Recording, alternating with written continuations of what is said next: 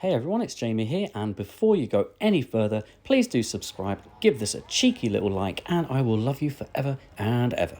Now then, back to business. Slinky Dog Dash is a multi-launch roller coaster swooping its way around Toy Story Land at Disney World's Hollywood Studios. The coaster is themed around Toy Story films, and in the queue area, we find out that Andy has built a roller coaster using his awesome Dash and Dodge Mega Coaster Kit, and uses Slinky Dog as the ride vehicle. So let's take a ride and I'll catch you at the end with some pro tips and facts.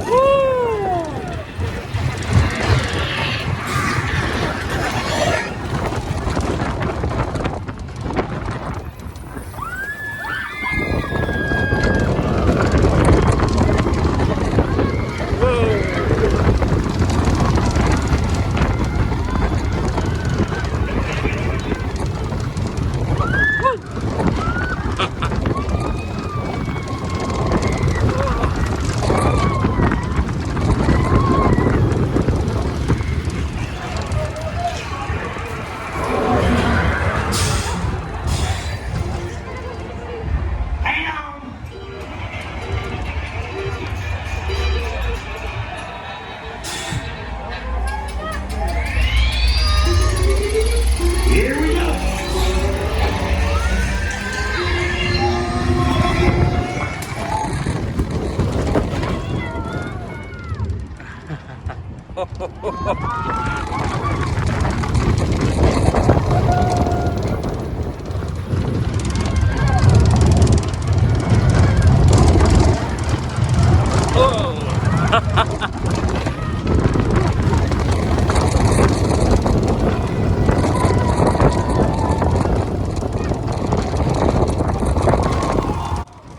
Our journey ends with a performance by Wheezy the Penguin, who very cutely serenades guests during the final break run, and it's a very well-known song. You'll have to ride to find out which.